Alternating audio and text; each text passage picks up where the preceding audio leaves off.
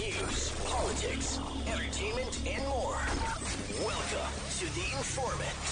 Independent talk, pursuing truth, informing everyone. Now, here is The Informant, Eric Thompson.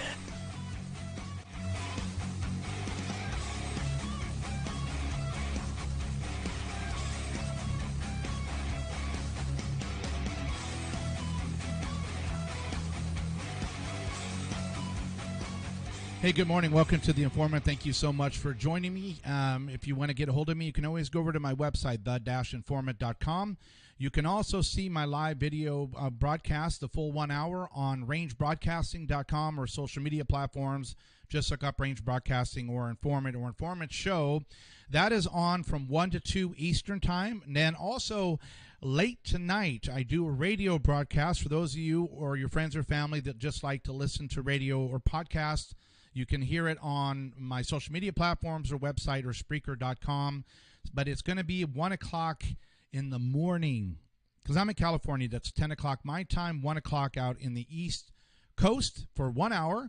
But we're going to recap what happened today and just look up for the-informant.com for information. So here are some of the highlights of what I covered on today's show on Range Broadcasting and or some of the items I'm going to cover on the radio show tonight. So let's dive in here. Okay, www worries, inventor of web laments coming of age woes. Some of you guys love technology so much. The problem is it's not good. A lot of it's not good. This is from Geneva. The inventor of the World Wide Web knows his revolutionary innovation is coming of age.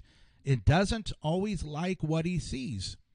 State-sponsored hacking, online harassment, hate speech, and misinformation among the ills of its digital adolescence. Tim Berners-Lee issued a cri de coeur letter and spoke to a few reporters Monday on the eve of the 30th anniversary of his first paper. Can you believe it's been 30 years? With an outline of what would become the web, the first step toward transforming countless lives in the global economy. The European Organization for Nuclear Research, known as CERN, plans to host Berners-Lee and other aficionados on Tuesday. We're celebrating, but also very concerned, Berners-Lee said. Well, same thing's been saying they're talking about over at Yahoo News. Web inventor urges users to seek complete control of data. Commodification. Here is what he says. World Wide Web inventor Tim Berners-Lee on Monday slammed the increasing commodification of personal information and appeals for you and me, the internet user, to strive to maintain complete control, quote unquote, of their data.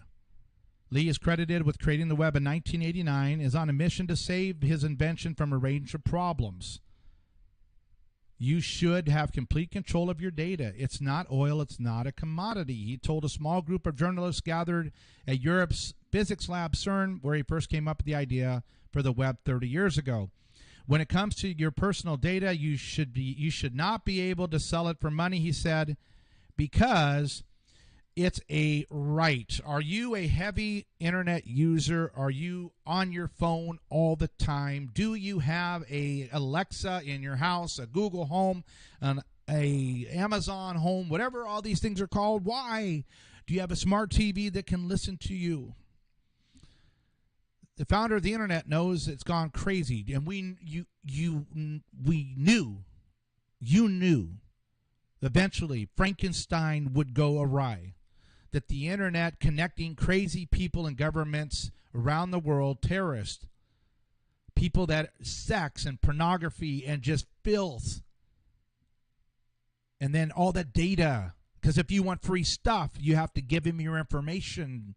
Then they put in little terms and conditions that you're never going to read. It says, we're going to sell your information to advertisers.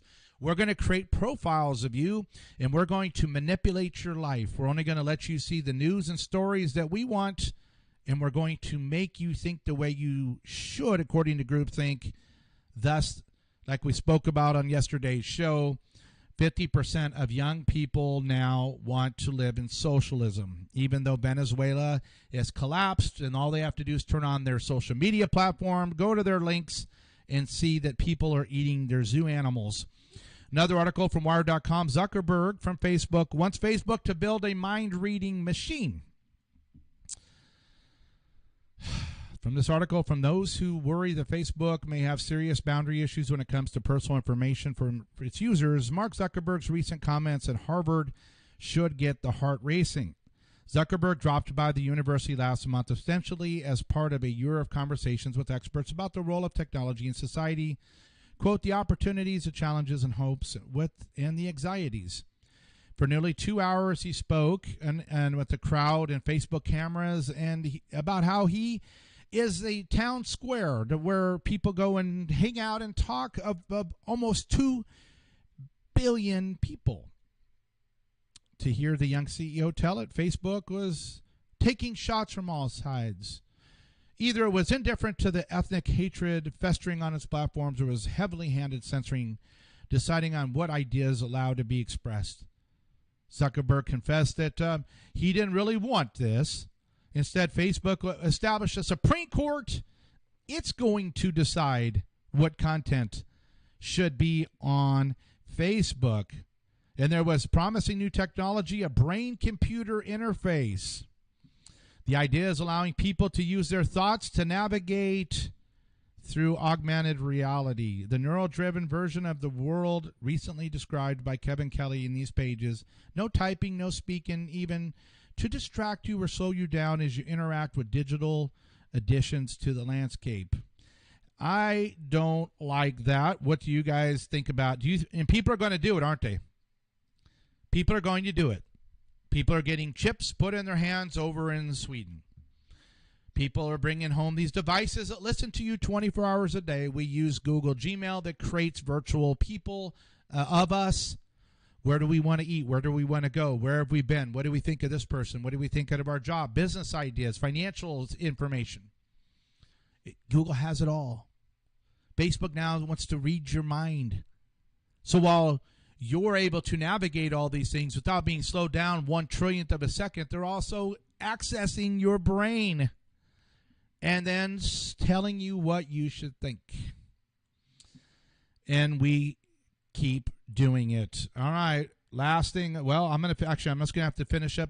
That's all I'm going to cover today. I also covered some of President Trump's accomplishments and that the government might pull back the military from the border. Last, and that's going to be on my radio show tonight, so make sure you catch it 1 o'clock in the morning Eastern time or 10 o'clock out here in California. You can go on Twitter to get information also at Informant Show or Facebook. Last thing, China's social credit system. Well, let me show you guys this and then we'll be done. All right. China has taken it to the extreme. China's social credit system has caused more than just public shaming. China is testing a new plan to urge its citizens to do more good and be more trustworthy, the social credit system. It's kind of like American credit score, except it tracks far more than financial transactions. It tracks good, the bad, and the deeds. So what is this? This is going to be, when you wrap it all together, China, through millions of cameras, will basically monitor every single human being, pretty much all the way into your bathroom. Then they're going to have people entering the data. Did you do good or did you do bad according to the report that comes in for each time you do something? So you go to the store, you cut somebody off in line, you get in an argument, that gets reported, you get bad social points. You get deductions from being good. If you jaywalk, if you don't agree with the government, if you tweet something, you could get to the point where you lose all privileges as a citizen until you get your social credit score back up.